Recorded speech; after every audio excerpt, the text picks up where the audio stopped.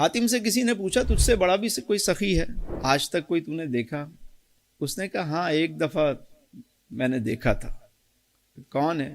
اس نے کہا میں نے ایک دفعہ دعوت کی پورے شہر والوں کی، اپنے قبیلے کا سردار تھا، پورے شہر کی دعوت کی کہ سب آج کھانا میرے ساتھ کھائیں، اور کہا کہ میں نے بھیس بدل کر میں گیا کہ میں دیکھوں کہ کوئی رہ تو نہیں گیا۔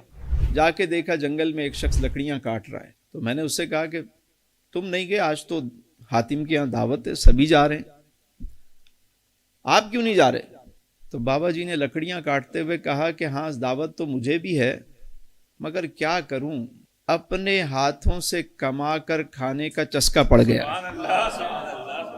چس آ گئی، مجھے اب مفت کی دعوت جو ہے وہ پسند نہیں آتی۔ اب یہ بھی ایک چسکا ہوتا ہے، بعض لوگوں کو اپنے ہاتھ سے کھانے کا چسکا ہوتا ہے، اور بعض مفتے کا انہیں ہوتا ہے نا، وہ بس ہر جگہ انہوں نے جہاں دیکھی تری وہاں بچھا دی دری، بس مال مفت ہونا چاہیے۔ ابھی تو خیر پوری قوم کو ہی زیادہ تر یہی چسکا ہے، کہیں سے مل جائے۔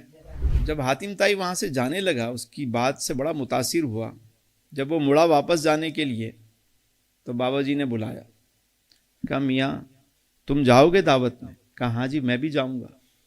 کہا یہ چند درہم ہیں میرے پاس، یہی ہیں، یہ تم لیتے ہوئے جاؤ، وہاں جو لانگری ہوگا، جو کھانا بنا رہا ہوگا، اس کو میری طرف سے دے دینا۔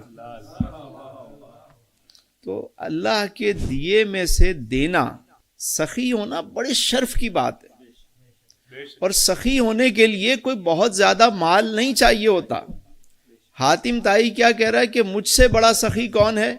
وہ لکڑہارا ہے، کیونکہ میں تو اپنے مال میں سے سخاوت کرتا ہوں، اس کے پاس جو تھا وہی دے دیا اس نے، جتنے درہم تھے اس نے نکالے، کہا یہ میری طرف سے وہاں جو کھانا بنانے والے ہوں ان کو دے دینا۔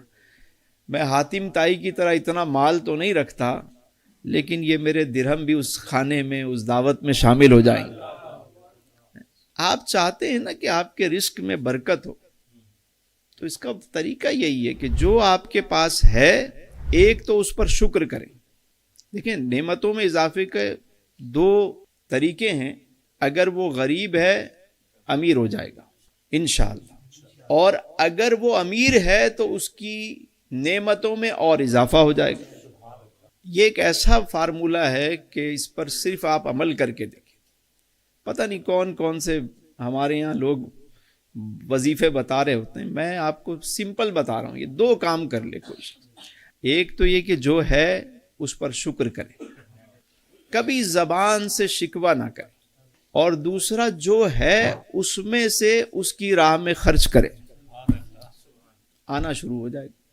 یہ آزمودہ نسخہ ہے، کر کے دیکھے کچھ۔